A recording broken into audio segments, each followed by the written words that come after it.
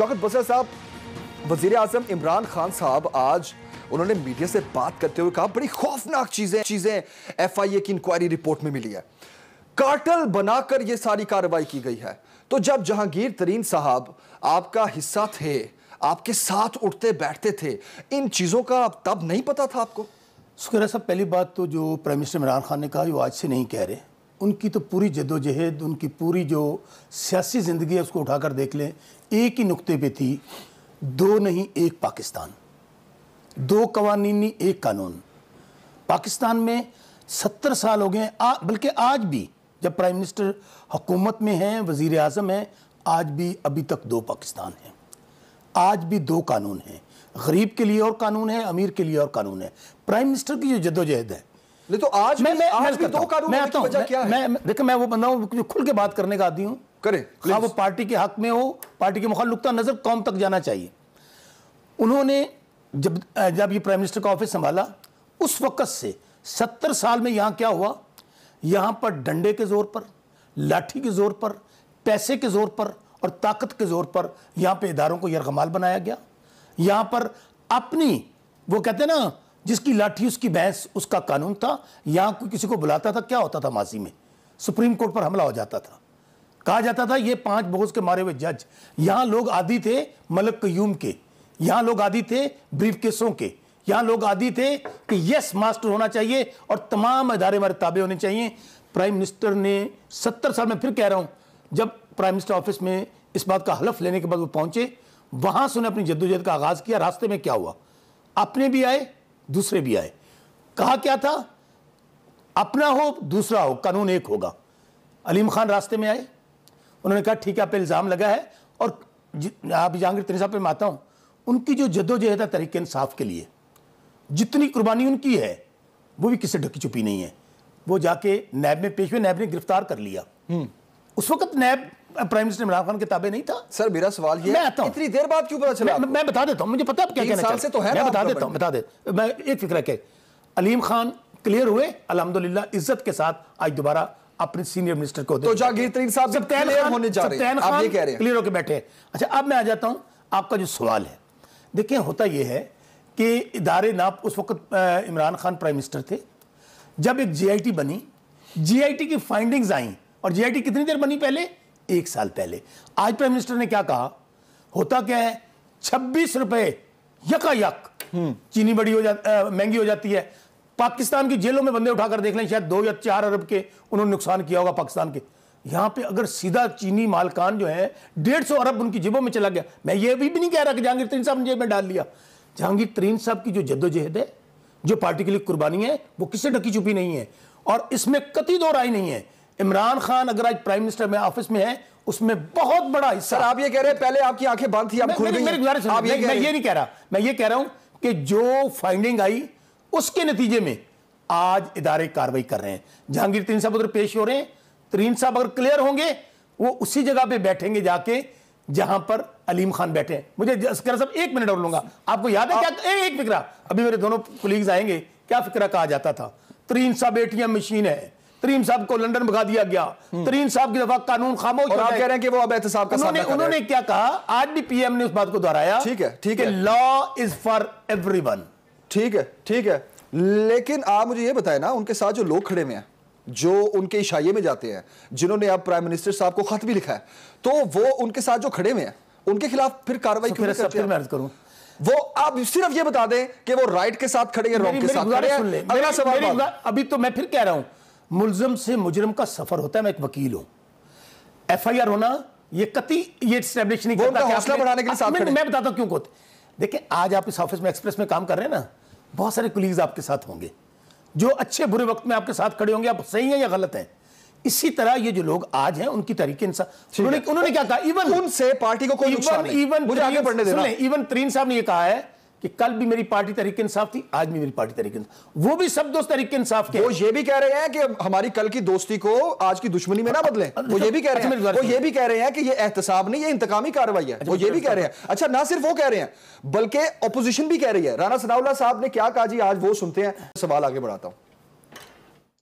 जहांगीर तरीन को हम फ्रॉडिया तस्लीम नहीं करते। उसने टैक्स एविजन जरूर की होगी, उसने शुगर में जरूर प्रॉफिटिंग की होगी। अब फ्रॉड का मुकदमा जो उसके खिलाफ उसी ने दर्ज किया है, जिसके लिए उसने हर वो काम किया जो गैर अखलाकी भी था, गैर सियासी भी था और गैर कानूनी भी था। ये जनाब राना सनाउल्लाह साहब कह रहे हैं। राना सनाउल्लाह क्या कहा करते थे वो बाकी भी चला दें तरीन साहब के मुतालिक। तरीन साहब को ये सबसे बड़ा डाकू कहते थे, तरीन साहब को सबसे बड़ी एटीएम मशीन कहते थे, याद है? और वो देखिए जहांगीर तरीन साहब खुद भी कह रहे हैं इंतकामी कर रही है, ऑपोजिशन भी ये कह रही है। तरीन साहब मैं भी बात लेके जा रहे थे शिजा साहिबा के पास, 1 मिनट दे दे मुझे, मैं वापस आऊंगा। शिजा साहिबा, कुछ अर्सा पहले पीपल्स पार्टी के लिए बातें आ रही थी कि पीपल्स पार्टी के साथ के राब्ते तेज हो रहे हैं जहांगीर तरीन साहब के, तो उसको डिनाई किया गया बाद में। अब राना सनाउल्लाह साहब का आज का जो बयान है वो सिर्फ उनके हक में किस तराजू में लिया जाए? क्या कहीं उनके साथ भी कोई राब्ते तो नहीं चल रहे? कहीं मुस्लिम लीग नून जो है वो मुफाहमत की सियासत तो नहीं करने जा रही है अब जहांगीर तरीन साहब को साथ मिला के? बिस्मिल्लाहिर्रहमानिर्रहीम। देखें, ये बड़ी सीधी सी बात है, इसमें कोई कंफ्यूजन की बात नहीं है। और आप मेरे पहले दिन से आखिरी दिन आज तक की देख लें उठा के जो भी टॉक शोज हैं, शुगर कमीशन की जो रिपोर्ट आई थी, वो रिपोर्ट कहती है, if I am not wrong, शायद पैरा 57 है या इस तरह कुछ, वो रिपोर्ट कहती है कि वजीर आजम ने एक्सपोर्ट की इजाजत दी, जिसकी वजह से जो है वो चीनी की कीमत बढ़ी। देखिए, अब एक इंडस्ट्रियलिस्ट है, आपने उसको कहा जी आप चीनी बरामद कर दें, ठीक है। आपको ये बात मालूम है कि आपके मुल्क में चीनी नहीं है, आपका नेशनल फूड सिक्योरिटी का सेक्रेटरी जो है वो अपना डिसेंट नोट लिखता है कि मुल्क में चीनी नहीं है, मैं एक्सपोर्ट की इजाजत नहीं देता। आप तमाम सरकारी अफसरान और तमाम रिसर्च के खिलाफ जाके पहला कदम जो अपनी हुकूमत में आके उठाते हैं, अगस्त में आप हुकूमत में आते हैं, सितंबर में आप एक्सपोर्ट के ऊपर मीटिंग्स करना शुरू कर देते हैं और दिसंबर के अंदर आप एक्सपोर्ट की इजाजत दे देते हैं। एक्सपोर्ट करते ही चीनी जो है पाकिस्तान में किल्लत होती है, चीनी 53 रुपए से जो है वो 90 रुपए की जाती है, फिर 120 रुपए पे जाती है। बजाय इसके आप एक्सपोर्ट बंद करें, आप उसके ऊपर सब्सिडी दे देते हैं और फिर आप फरवरी 2020 तक एक्सपोर्ट बंद नहीं करते। और ये बरामद की इजाजत जो है ये ईसीसी देती है और ईसीसी वजीर आजम के सिग्नेचर के बगैर नहीं दे सकती। इजाजत इंडस्ट्री को आप देते हैं, इंडस्ट्री आपकी पॉलिसी के ऊपर काम करती है और जब आपको अपना गला जो है वो फंसता हुआ नजर आता है तो आप इंडस्ट्री को जो है वो बस के नीचे धकेल देते हैं। तो इस तरह लोगों को कब तक आपने बेवकूफ बनाना है? आटे के साथ भी आपने यही किया, आपने चीनी के साथ भी यही किया, आपने दवाइयों के साथ भी यही किया। जब दवाइयां 300% बढ़ गई, उसको आपने मिनिस्ट्री से उतार के पाकिस्तान तहरीक इंसाफ का जनरल सेक्रेटरी लगा दिया। आपने पोलियो के साथ भी यही किया, पोलियो जो है वो आपने पूरे पाकिस्तान में फैला दिया। पोलियो मुहिम के अंदर खुद की बाबर अता साहब ने, मतलब इस मुल्क बिल्कुल ऐसी है आप बिल्कुल सही रिकॉल कर रही हैं हिस्ट्री को, ऐसे ही है। बिजली में जब बिजली की कीमतें बढ़ी तो नदीम बाबर साहब का कॉन्फ्लिक्ट ऑफ इंटरेस्ट था। किस शख्स का इस कैबिनेट के अंदर कॉन्फ्लिक्ट ऑफ इंटरेस्ट नहीं है, मुझे नाम बता दें। 50% चीनी इस मुल्क की जो है वो खुसरो बख्तियार साहब और जहांगीर तरीन साहब के पास है। एक्सपोर्ट की इजाजत आप देते हैं, फाइनेंसियर ये आपके हैं, जब आप फंसते हैं तो आप इन लोगों को आगे कर देते हैं। तो देखिए, ये हमारे हाथ जुड़े हैं, कौम बेवकूफ नहीं है, लोग बेवकूफ नहीं है, हम सबको मालूम कि आपने तो शेर साहिबा 10 वोटों की गेम है, 10 वोटों की गेम है, तो आप जो है वो फिर पंजाब हुकूमत गिराने जा रहे हैं। देखिए, मेरे इल्म में हमारी जहांगीर तरीन साहब से ना कोई बातचीत है और मेरा नहीं ख्याल आइंदा वक्तों में आने वालों में होगी भी। ये अब आगे वक्त बताएगा। जहांगीर तरीन साहब के अपने फैसले हैं, वो अभी तक तहरीक इंसाफ के साथ हैं। मेरे ख्याल से कबल वक्त है इस बारे में कुछ भी कहना। वो अपनी पार्टी के साथ खड़े हुए हैं और अभी तक तो उनका इस तरह का मेरे इल्म में उनकी हमारे या किसी और के साथ कोई बात नहीं है। सही ठीक है। हैदर साहब, सर मुकमुका पंजाब में फिर क्या समझा जाए सर? हैदर जमान साहब, मैं आपका सवाल नहीं सुन पाया। हैदर जमान साहब, मैं ये पूछ रहा हूं कि शिजा साहिबा ये कह रही हैं कि अभी हम कबल अज वक्त कुछ नहीं कहना चाहते, लेकिन पीपल्स पार्टी ये कह रही है कि मुकमुका की सियासत कर रही है नून लीग। अच्छा, चलिए मैं उस पर भी आता हूँ। मैं कुछ बात इस पे भी करना चाहूँगा जिस पे शीजा फातिमा ने भी बात की और पहले पीटीआई के जो दोस्त आए हुए उन्होंने की।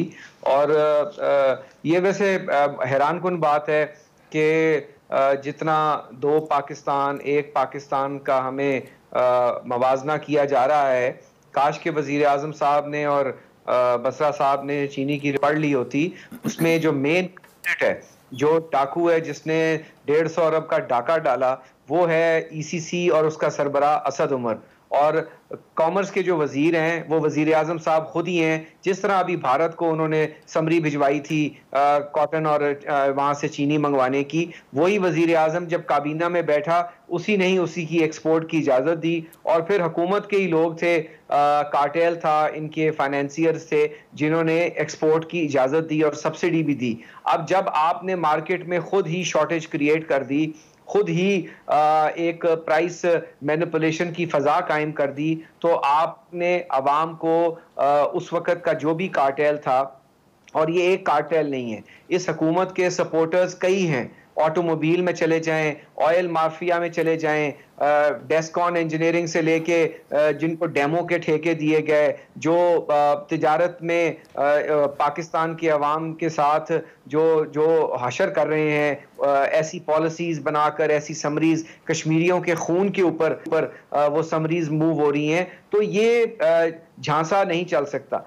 दूसरी अहम बात यह है कि ये जो तीनों FIRs हैं, शायद किसी ने इनको पढ़ा नहीं है, ये चीनी की मैनिपुलेशन से मुतल्लिक हैं ही नहीं, ये उन फंड से मुतल्लिक हैं जो जहांगीर तरीन साहब की कंपनीज में एक से दूसरे लोगों के बीच में ट्रांसफर है और उनकी होल्डिंग कंपनीज में। इसमें शुगर की सब्सिडी की पेमेंट्स नहीं है, इसमें चीनी की वो पेमेंट्स नहीं है जो उसकी सेल से, प्राइस मैनिपुलेशन से की गई हों। और इस हुकूमत के क्या कहने कि ये फिर परसों लुडियां डाल रहे थे कि हमने चीनी की कीमत तयन की और हाई कोर्ट ने इनको एक इंटरिम ऑर्डर दिया है, जिसके नतीजे में आप देखिएगा कि चीनी बाकी की शॉर्ट हो जाएगी। और मुसाबकती कमीशन, जिसे कंपटीशन कमीशन ऑफ पाकिस्तान आप कहते हैं, जिसकी असल जिम्मेदारी है कार्टेल्स को हाथ लगाना, वो ये कह रहा है कि हुकूमत का जो फैसला है या आइन और कानून से मुतसादिम है, ये इसके नतीजे में और शॉर्टेजेस क्रिएट होंगी। लेकिन डट के खड़ा है कप्तान, अपनों का एहतसाब कर रहा है, अपने टैक्स रिटर्न्स नहीं देगा, 5 लाख टैक्स देते हैं और कहते हैं 12 लाख मैंने उसी साल CDA को पैसे दे दिए। तो ये तजाद अपनी जगह है। अब आ जाए पंजाब के ऊपर। देखिए, पंजाब के अंदर हम ये समझते हैं कि हम जब ये कहते थे कि इनके लोग नाला हैं, आपके दोस्त, मीडिया के दोस्त बात नहीं मानते थे, आप कहते थे क्या हो जाता है। अब आपने, अभी तो पाकिस्तान पीपल्स पार्टी ने,